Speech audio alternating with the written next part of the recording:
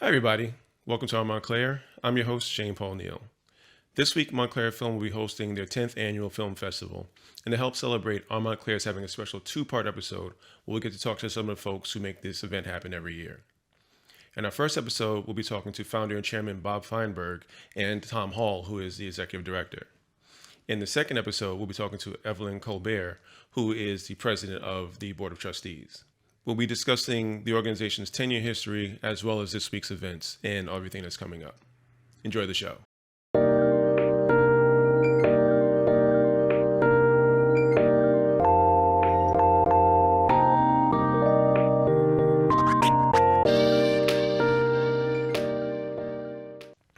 At Montclair Local, we need your help. Montclair Local is a nonprofit newsroom and has always operated at a loss. We can't anymore if we're going to continue to bring the sort of in-depth news and information about things that matter in Montclair and projects like our Montclair. Commercial newsrooms are folding up or cutting back left and right. We've seen it happen here in Montclair. And Montclair Local, as a community-supported publication, was founded because we believe you deserve better. We need to raise $230,000 this quarter. The good news is we've nearly raised $100,000 so far, but we still need your help. Please go to montclairlocal.news/donations to make your contribution and to learn more about where your money goes. Thank you again and enjoy the show. So it's been 10 years of Montclair Film Festival. And it's interesting because I was talking to my wife about the event. And for her, she was saying, initially it was just a film festival. And suddenly there was this organization that came and grew in behind it, which a lot of times I think works the other way around for a lot of spaces. Can you talk a little bit, Bob, about the growth of going from that first festival to everything? Because the film festival, it now is a staple of Montclair. So just sort of that transition over the last decade and what that's looked like and how that's worked. Yeah, that's a really good question, because I think when most people think back 10 years ago, what they remember is the first film festival. But in fact, really from long before the first film festival, really probably for 2 years before the film festival, there was an organization that a number of us started, a nonprofit that was planning to bring film and film education to Montclair.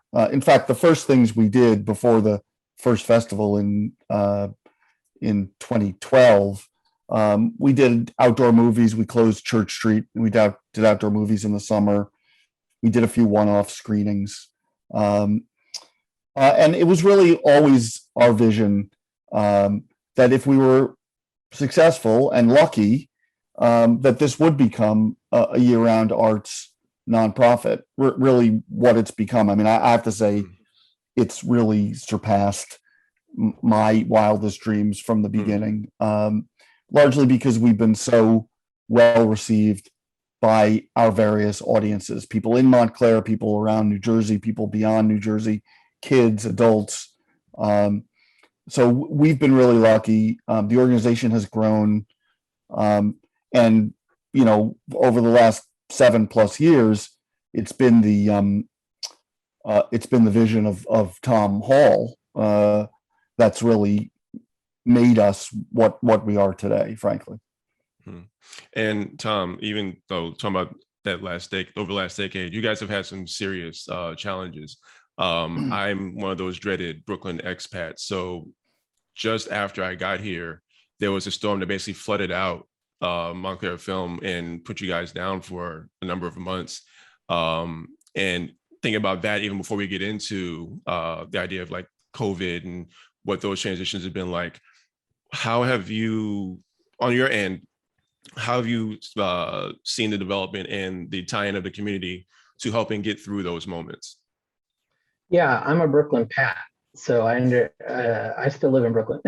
So it's been sort of the foundation of the organization has been through community partnership and community support. We rely heavily on local community partners, sponsors, donors, members, volunteers, staff to make the organization run. There are a lot of national sort of major film festivals that are not that way. You think of Tribeca or South by Southwest, which are both for-profit, privately owned film organizations, or Sundance, where the staff, basically lives in LA all year and then flies into Utah to put on the festival and then leaves at the end of January. And this is a completely different model from that. And that's, I think, been the key to its longevity and success, has been sort of partnering with and responding to the interests and needs of the community, as opposed to sort of parachuting in and putting on a show and then parachuting out again when the festival's over. And I think that sort of year-round connection and the growth that we've seen year-round on the education front, on the film exhibition front, all of those things sort of keep us tied to the interests of the people who live in and around Montclair. That's always been the core audience and core patronage of the festival, has been that way. And we're, as we grow and expand, we're trying to get the rings of the tree to go wider and wider, and so that we can reach people. And now we're in the Newark schools, and we're working to expand. We had a television program that aired this year on NJPBS that reached every county in New Jersey, and it's just in New York as well. Not every county, but it reached into New York as well. And so it's been a real a real process of listening to and receiving partnership ideas from people in the community who want to use film as a platform to tell their story. So one of the nice things about the format is it's timely relative to the other arts. We can turn around a movie very quickly. New movies are always coming out. It's constantly regenerating itself. It's relatively inexpensive compared to putting on a theatrical production or getting an orchestra into a theater, or things like that. And it's flexible. There's a film about everything, and so we can find stories that speak to the different needs and interests of the community. And that's been, I think, just being positive about that, and not being. We don't sort of turn up our nose at stories that we individually may or may not want to watch in a movie theater. There are certain things that I'm into. If it was up to me, every movie would be a 3-hour Romanian film, and no one would come to the film festival. So we know that the audience and their interests are what matters, and so I think that philosophy of programming and working with partners has been the key to our growth. I get a lot of emails from the organization, and I have to say I've been jealous from the beginning, especially when I look at the children's programs that you have to shoot and edit and create films. Like, I wish I'd have had that as a child. To what degree is that being woven into the festival itself? Yeah, so when we were in May, it was a little bit easier to do that because that was sort of the culmination of the school year. So we would work with students year round from the beginning, like let's say September through until April, and get everything ready for a May festival, and you'd have the whole school year to do that. Now we're running year-round education programs at Montclair Film, and we're integrating in filmmaking and storytelling that they've done into the festival. But now we're in October, so it's at sort of the beginning of the school year cycle now, as opposed to being at the end of the school year cycle in the past. So this is the first year that we've been in this position where we haven't had like a virtual drive-in / COVID festival. This is our first in-person festival in October. And so we still have our student short films, and we still have student filmmaking. We have moved our student filmmaking awards program which was initially scheduled in the spring. We're keeping it in the spring because, again, the cycle of student filmmaking is built around the school year. So that part is not as integrated into the festival. We're working with our junior jury still. Sue Hollenberg, our education director, has really designed these programs to be sort of timeless and flexible in terms of their program delivery to the kids, which is great. So we will continue to look for opportunities with young filmmakers, student filmmakers of all ages, to bring their storytelling to the festival. But we're, now that we've taken over the Claridge, we have more year-round opportunity as well. I just think it's going to be an area of growth for us continually.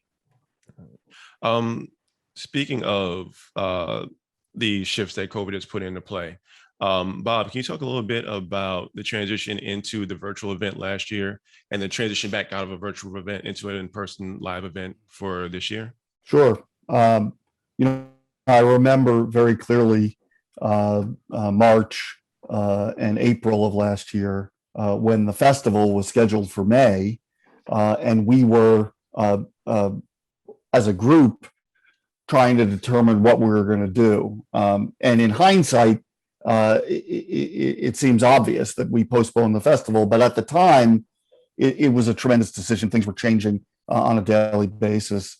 And as you know, we wound up doing the festival in October of last year. And it was almost entirely remote. Almost entirely because we did do a series of drive-in movies on parking fields that Essex County made available to us over by the Turtleback Zoo.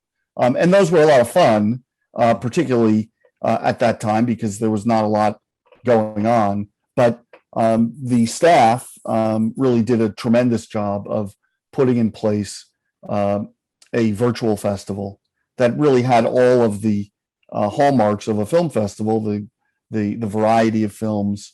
We produced Q&As that wrapped around many of the films. And in some ways, you know, people who couldn't in a normal time get to New Jersey, get to Montclair, were able to participate in a film festival. So I think that, in fact, it worked really well. And that is really a testament to the staff's ability to pivot. This year, we're back. We're back in person, opening night at the Wellmont, where we've been for years.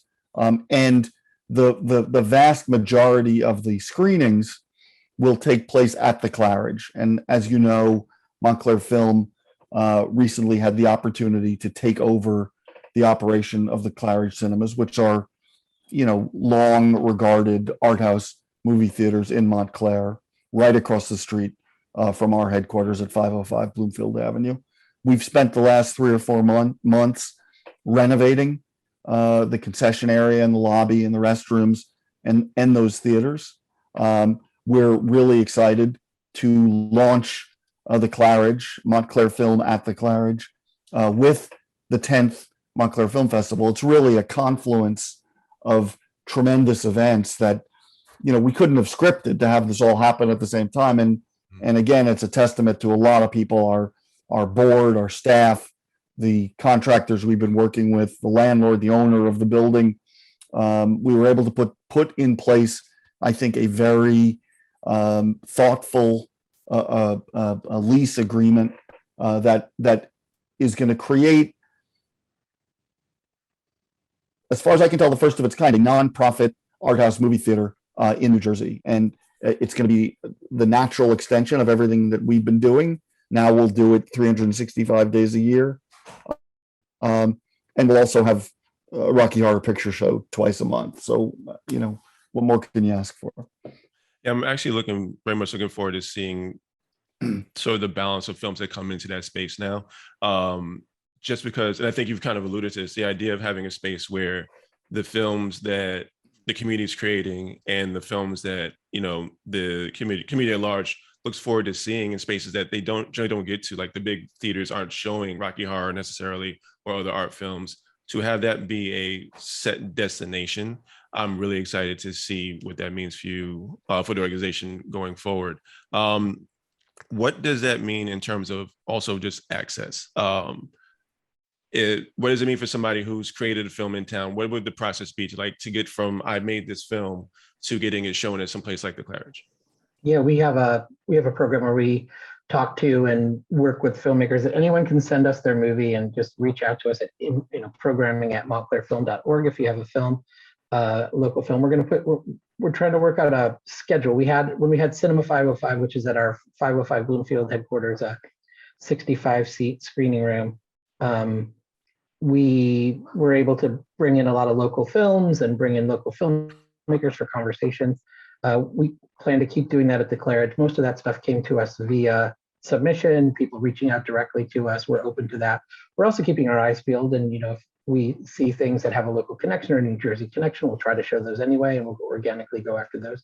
But mostly the Claridge will be a commercial, nonprofit theater, but a commercial theater that works with distributors and distributed films, and tries to bring the best that we can in terms of independent, nonfiction, and foreign language films back to Montclair. One of the things that we're finding, because we're booking the theater ourselves, so I don't know how much you know about theatrical distribution, but there are bookers all over the country who book multiple theaters theaters and chains, and they do negotiate deals for films where if you play Dallas, Texas, we'll also do Seattle, and you can have Portland, Oregon, and there's this circuit of people who work on that. We're doing this theater ourselves, so there's no third party, so we can be responsive to the community. That's the number one reason why we want to do it this way.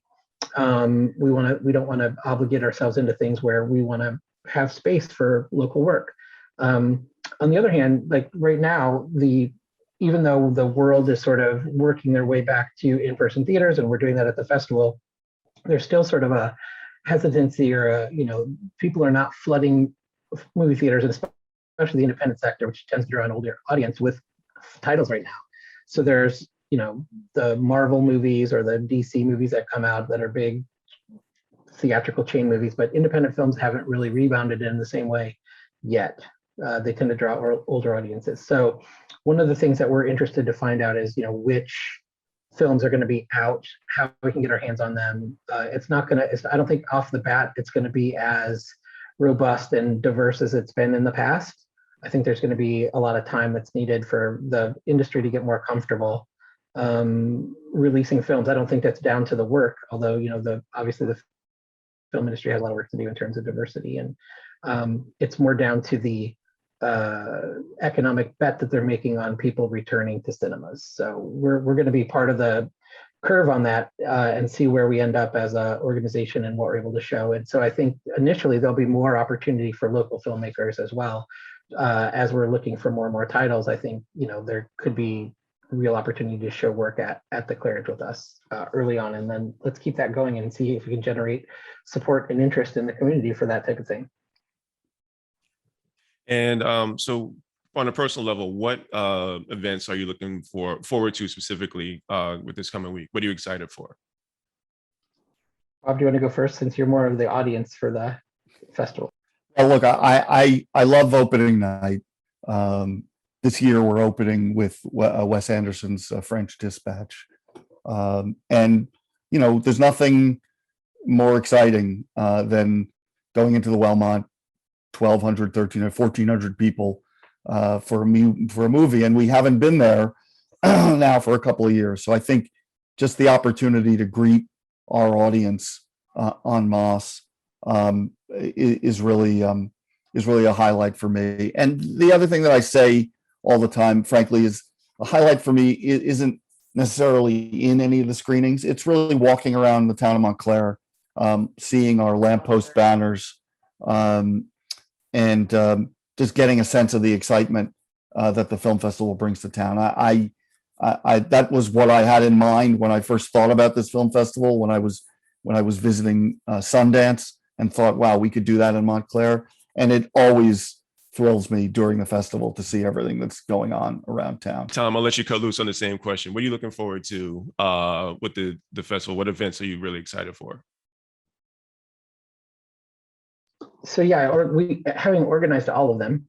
I don't have any favorites, or because I think you want to have a range of like we were talking about earlier, having a range of interests and community interests and audience interests. So we try to put together a very balanced and diverse program that we think speaks to different interests in our patrons. So I'm excited for all of that. Mostly it's the connection that I think happens when people get together and talk about films with the filmmakers. We have Q&As and we have in-person events, and sort of you start seeing people going to multiple movies and finding their comfort. Really, I think it's going to be very moving to be back in a movie theater with people again.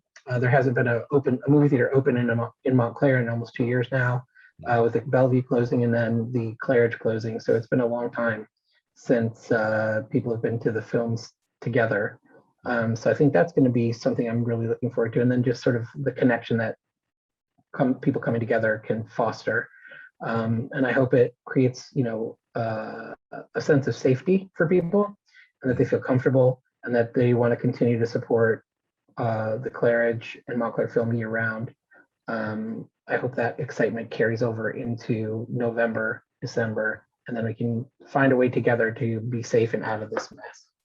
Right. And just while you did mention support, obviously it's probably too late to volunteer for the festival itself, but people did want to volunteer or support the organization going forward. What's the best way to go about that? Yeah, if you go to montclairfilm.org, there's a button on top that says support. We can sign up to volunteer. There's always availability for shifts. If people want to do that, please join us. We'd love to have you. Donations are always welcome. We have a capital campaign upcoming to help us restore our building that was damaged in the hurricane, as well as help pay for some of the required renovations at the Claridge. So that's going to be coming down the pike as well. So if you want to hold off for that and see sort of what the needs are there, we're still getting our arms around all of that financially. So we'll have that opportunity as well. But the most important thing, I think, is for people to just come out and try it, give something a chance, like find one film that piques your interest and buy a ticket for it. If everyone in Montclair did that, we'd have the most successful Montclair Film Festival in history. We've never sold 40,000 tickets before. So it would be really amazing to have people turn up. I know that some people are not ready to go back to the movies, and that's totally fine and understandable. There are people who aren't vaccinated, and we are requiring vaccinations and masks at the festival this year. So on the other hand, if those who are and do feel comfortable can come out and support us, that's the most meaningful thing. Got it. Thank you so much for your time. Really looking forward to the festival. Good luck with everything, and talk to you soon. All right, thank you, and thanks for having us on. I really appreciate it. It's great to talk. Appreciate you guys. Have a good rest of your day. You too. Thank you. Thanks for watching.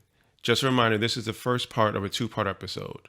Next episode, we'll be interviewing Evelyn Colbert, who is the president of the Board of Trustees at Montclair Film.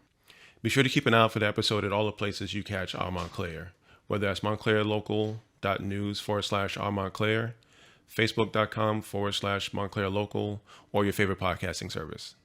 Have a good day.